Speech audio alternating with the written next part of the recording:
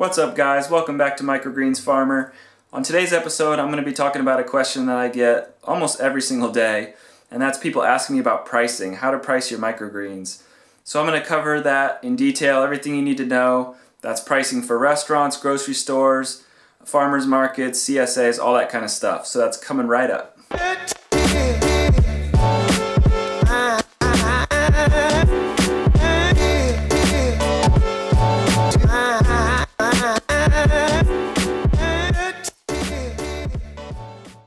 Okay, before we get into the pricing real quick, I did want to announce that my online course called Microgreens Business, we've just added a ton more crop cheat sheets.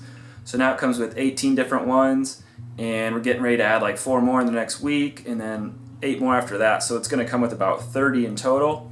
I may be raising the price, I'm not sure yet. So if you are interested in my course, make sure you go to microgreensfarmer.com and sign up right now. You get a free quick start guide when you sign up, and then I'll let you know through email about my course. So it's a great time to get in. Those crop cheat sheets are pretty helpful. But let's get right into pricing. Okay guys, so I get asked all the time, how do I price my microgreens? And my answer is pretty much always the same. The short answer is you need to price them so that you are making what you need or want to make while you are engaging the activity of growing and selling microgreens. Okay, so some people will work for $20 an hour. Some people need $40 an hour. Some people need $60 an hour.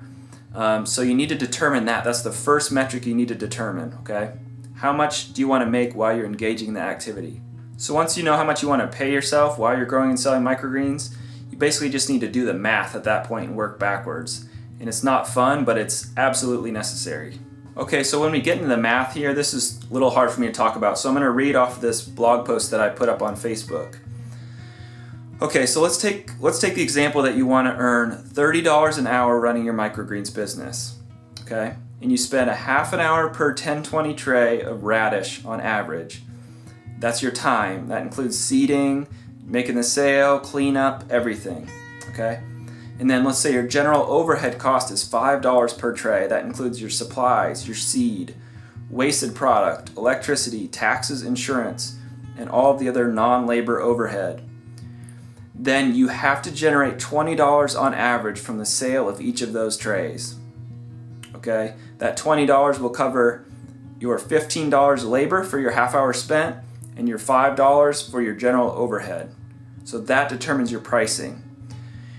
And so if you need to earn $20 on average from the sale of those trays, that's across all your different channels. When you do your calculations, you'll realize that your overhead and your labor might be slightly or even vastly different for all the different sales channels, farmers markets, restaurants, distributing to a CSA, all that kind of stuff. So you have to calculate this for each one.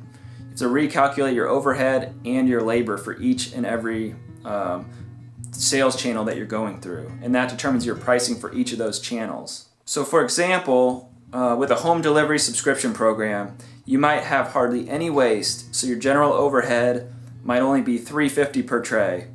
But you might spend half a day delivering, so your labor is slightly increased where it takes 3/4 of an hour for each tray rather than half an hour. So when you do the math, you will see that you have to price at $26 per tray to pay yourself $30 an hour. Okay, that's $22.50 in labor and $3.50 in general overhead. So for farmers markets, they have the extra waste. You have almost a full extra day of labor.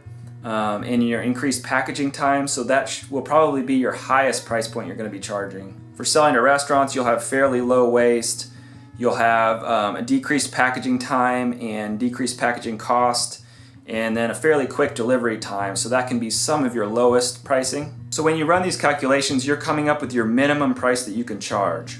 If there are very few competitors in your area, then you can adjust your prices upward until your demand starts going down.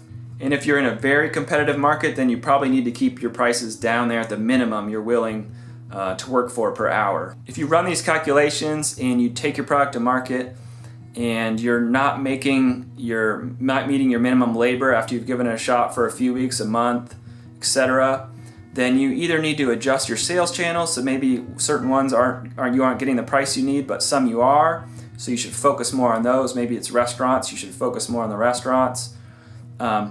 Or maybe there's high competition and the pricing in your area just does not support you making $30 an hour if that's what you need to make. In that case, you can see if you can shave some time off, make your system more efficient. If you can't do that, then it's not a viable business and you just need to close your doors and move on to something else. Okay, so that's basically it.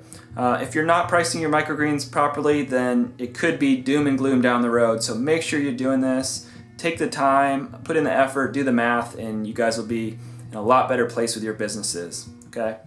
If you have any questions or anything, you can leave them in the comments. Click like as always, and make sure to go over to microgreensfarmer.com, pop in your email address so you get my quick start guide.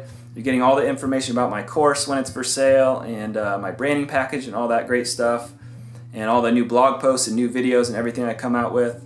Thank you so much for watching. I'll talk to you later. One more quick thing, I'm going to put more information below this video in the description about pricing, a link to an article I wrote about pricing, and also the link to get your free quick start guide. So make sure to check out the description below.